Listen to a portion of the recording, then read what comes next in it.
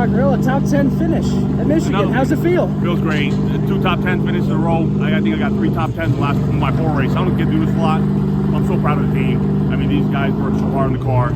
I was trying to save it to the end, save the car, keep the fenders on it. I know it's gonna be chaotic, but those last 2 laps, I think it was short track racing. I thought it was like at a half mile. It was just, it was insane, you know.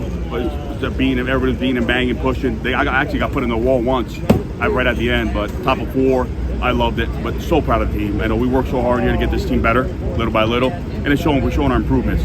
It was nice. They sent a super speedway, so to get a top 10 here is phenomenal for the team. I'm so proud of the guys. So these guys, people don't realize we're a small team. How hard these guys work late at night, you know. So it's not so much me. This is for them. I'm proud of them, and hopefully we can keep this momentum going. Go to Daytona, and maybe get a top 5 one of these days. You guys have done this in the past before. Kind of had a quiet day overall, and then when it matters, you show up, finish top 10. How were you able? I mean, the final laps, like you said, were pretty much like short track races. And how were you able to manage and make it through all the carnage? Well, it was just literally. It was. I'm telling you, it was chaos. I mean, the spotters going crazy on the radio.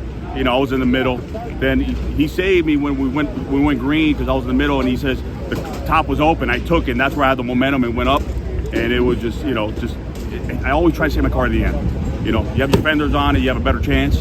And the car was it was solid. And probably the best handling car I had. At the beginning it was tight, then it was still tight. At the end it was just perfect, and just had the momentum, and gave it all I have. Just don't let off, and just put your nose wherever you can.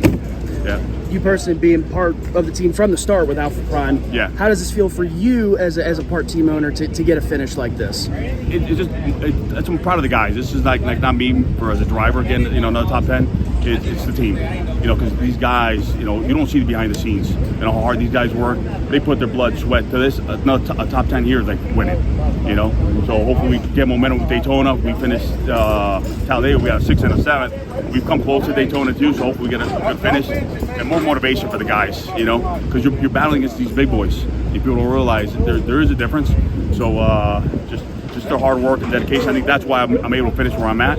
It's these guys giving me the car to do it. And when are you personally going to be back in the car? You mentioned Daytona. Is that going to be you in the car, or is it going to be somebody else? No, I'm going to do Daytona and Atlanta.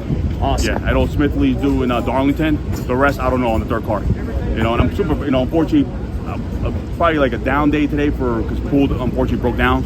I'm so proud of Poole, what he's done this year. 16th in points. I don't know where he ends up today, but he's been consistent, top 20s, top 20s, top 20s, and the guy's been driving his butt off all year. So unfortunately today wasn't a good day for him, but maybe, he held the rebound. He did great at Talladega, actually took the lead. So hopefully we get him a good enough car to do the same thing. Yeah, but great, so proud of the team, definitely gonna have a beer. These guys deserve, a big applause for what they do. Go celebrate, you deserve it. Yeah, thanks, bud. Relatively speaking, we want to be standing over there celebrating victory lane, but for us, we just beat probably 10 cars that are spending a lot more than us, and I don't mean a few $100 grand, I mean millions of dollars. So it's a big deal for us. This Chevrolet Camaro was almost as fast as Xfinity Internet today, and the team, they just do a lot with a little. They give me better race cars than they probably should be able to, and I like to think I always finish a few spots better than I should be able to compared to most guys. So it's always a statement to run up front. We had a fast car all day. We really didn't luck into it. We had a top 10, probably 5 or 6 car all day. Got the track position on that last restart and took it home. How wild was that last restart? Down here with So Matt DiBenedetto, you finished 8th after a 7th actually. 7th? Yeah. After a chaotic, crazy restart with Kyle Seek's destroyed race car behind us. How crazy was it from your vantage point there? It was, I knew the restarts were, they were wild, and I knew it was going to be wild at the end there with the green, white, checkered, and a lot of us were running on fumes. I had a little stumble coming to the green.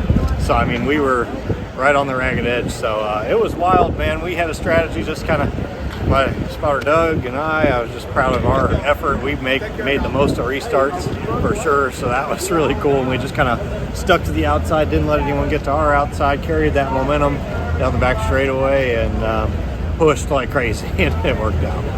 Now you've raced in all 3 levels at the super speedways, one at Talladega and trucks. How did this package compare to some of the other super speedway packages that you ran? Yeah, it was had some similarities, but was kind of like a hybrid. It was sort of in between. where we had enough speed and you know, still low downforce to where we're right on the edge on the handling side. So it kind of made it to where, you know, it's a little tough to make runs. You know, passing was a little tough, but the restarts were wild. So, but once it kind of filed out, you know, we were a little bit stuck just being, you know, on throttle a lot. You know, the restarts were crazy and the finish was, you know, good. I'm definitely, you know, drivers, we're always going to be a favorite having horsepower and getting out of the gas more and stuff like that. But, you know, it's worth a try here. Hopefully we get the horsepower back in these things. I'm always going to be in favor of that, but glad it was, you know, still an exciting finish for the fans, and glad that Kyle Sieg's okay here after a wild ride on the back straightaway. Now, you say, obviously, with the more horsepower, it seemed like at times with the rain, with the weather in the area, the aggression would pick up. Was that the same from your vantage point? For sure, yeah. I think there was just so many variables in this race and a lot of unknowns. So the intensity was surely ramping up for sure. Nobody was, you know, taking it cautiously and on restarts and such, because we didn't know if the thing was going to be ended at stage 2, right at the end of stage 2, or, you know, they're coming to the end. We had black clouds rolling in. I mean, so it was a lot of variables, and I'm proud of my team and my crew chief Kevin Johnson for you know, making the right calls and us pushing the fuel and stretching it and saving under green. So I came into play. I was having to like run 3/4 throttle around as much of the track as I could, and just doing all the things to stretch it. So that was cool. Glad you know, the Roush Yates engines not only, you know, do well under the hood, but stretch the fuel mileage today too. So it was all important. Now you've run well in super speedways. Obviously, the truck win at Talladega, 7th place run here today. Is there anything from today that you can take next week down to Daytona? You know, I think there's some similarities. I think just more so it's the discipline. You know, I kind of did my study. I do a lot of, you know, homework on these things, and just put a lot of effort into these to make sure that I'm well prepared. And I kind of have my spotter and I, Doug, we have a good plan going into it of, hey, here's how we think it's going to race. Here's the strategy we're going to stick to. Here's the moves that we're going to stick to and make. Here's what we're going to watch for.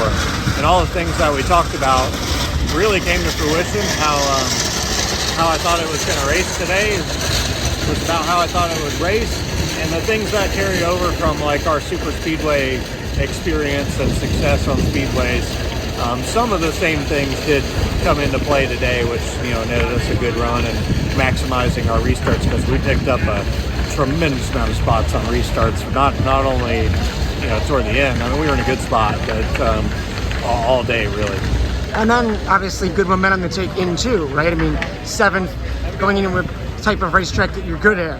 Yeah, for sure. We finished, I think, 7th at Talladega earlier this year, so we've had a good, I think it was Talladega, but yeah, we got a top 10 already on the Speedway this year just from, you know, running a smart race. So hopefully carry this momentum in the next one, and just proud of the, you know, our Viking Motorsports team, newer team. Thankful to Ryan Sieg Racing for helping our team get going, and Ford and Roush Yates and everybody who's helped this team, you know, really get going, which was just started as a new part-time effort and quickly turned into a full-time effort. And I'm just proud to be a part of this growing team. Thankful to Ford and just everybody that pours into this. Don Sackett and Suzanne, the owners of the team, and, you know, SciAps, REMA, Recycled Materials Association, all the folks that have made this thing go around, and we've been building this team quickly. I'm really proud of that effort. And Ryan Sieg and I both had matching SciAps cars with 2 different customers. Kind of a rivalry. We had a fun rivalry between 2 different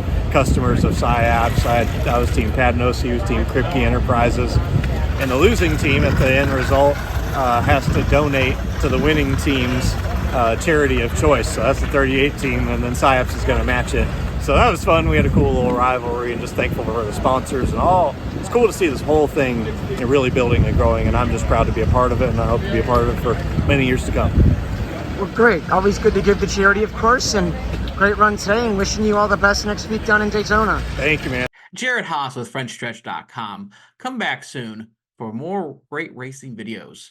And if you like us, make sure to hit that subscribe button.